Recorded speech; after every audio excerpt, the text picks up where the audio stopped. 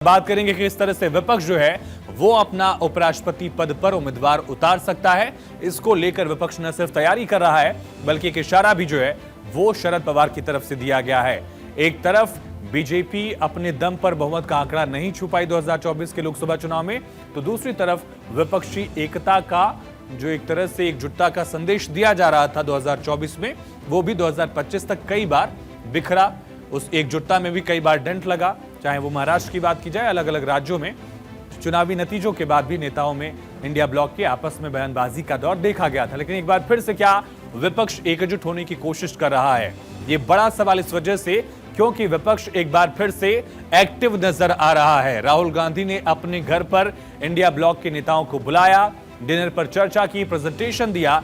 24 पार्टियों के 50 से ज्यादा नेता जो हैं राहुल गांधी के आवास पर पहुंचे और न सिर्फ डिनर में ममता बनर्जी की पार्टी टीएमसी ने भी शिरकत की, क्योंकि अगले साल पश्चिम बंगाल में चुनाव है और टीएमसी का यहां मौजूद रहना इंपॉर्टेंट है। इसके अलावा SP, RJD, Shiv Sena, DMK, NCP, SP और सीपीआई के भी, लेफ्ट के भी नेता इस बैठक में, इस मीटिंग में शामिल हुए। लेकिन खास करके टीएमसी पर सबकी निगाहें थी और अब सबसे बड़ा इशारा जो है वो शरद चंद्र पवार की तरफ से दिया गया। शरद पवार ने उपराष्ट्रपति चुनाव को लेकर इंडिया ब्लॉक के उम्मीदवार पर क्या कहा है, ये सुनना बड़ा जरूरी है। दरअसल भाई हम लोग बैठने वाले हैं शायद इस हफ्ते में 8-10 दिन में, अभी तक हमारी डिटेल बात हुई।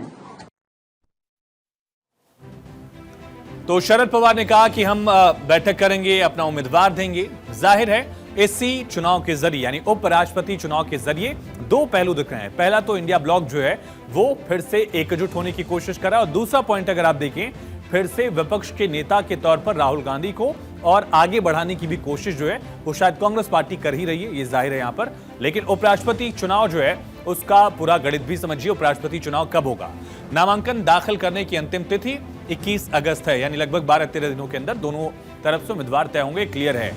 दस्तावेजों की जांच के लिए 22 अगस्त की तारीख तय की गई है और इसके साथ ही नामांकन वापस लेने के लिए, नॉमिनेशन वापस लेने के लिए तारीख जो है वो 25 अगस्त की तय की गई थी।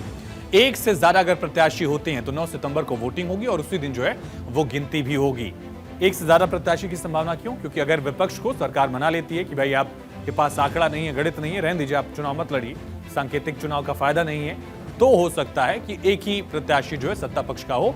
लेकिन मार्गरेट अल्वा ने इसके पहले उपराष्ट्रपति चुनाव में भूमिका निभाई थी, वो विपक्ष की उम्मीदवार रही।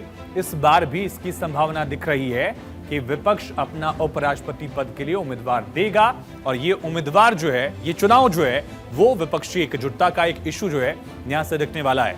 अब चुनाव का गणित समझते हैं। चुनाव का गणित जो है क्या है? कौन उपराष्ट्रपति के चुनाव के लिए वोट करता है? डायरेक्ट इलेक्शन नहीं होते हैं इसमें, सिर्फ लोकसभा और राज्यसभा के जो सांसद हैं वही इस चुनाव में अपना वोट कास्ट करते हैं। लोकसभा में 543 सीटों में से 542 पर सांसद फिलहाल हैं। एक सीट जो है लोकसभा में खाली है और वो सीट है बशीरहाट संसदीय क्षेत्र, बंगाल की सीट। यहां पर कोई सांसद नहीं है, वैकेंट है फिलहाल। राज्यसभा में भी फिलहाल 240 सदस्य हैं, मौजूद हैं, यानी ये 240 और दूसरी तरफ 542। ये सांसद जो हैं वो चुनाव में अपना वोट कास्ट करेंगे और 50% प्लस 1 इतना जो है आंकड़ा किसी भी उम्मीदवार के पास होना चाहिए चुनाव जीतने के लिए। यह आंकड़ा जिसके पास होगा वो चुनाव में उपराष्ट्रपति पद के उम्मीदवार को जिताने में कामयाब होगा। वो ब्लॉक, ये स्पष्ट तस्वीर है। अगर विपक्ष कोई उम्मीदवार उतार देता है तो मुकाबला दिलचस्प जरूर होगा, लेकिन जाहिर है चाहे राज्यसभा की बात की जाए या लोकसभा की बात की जाए, फिलहाल की जो परिस्थितियां हैं उसमें एनडीए का उम्मीदवार चुनाव जीत जाएगा। ऐसी संभावना, ऐसा गुड़ा गणित जो है वो जाहिर है।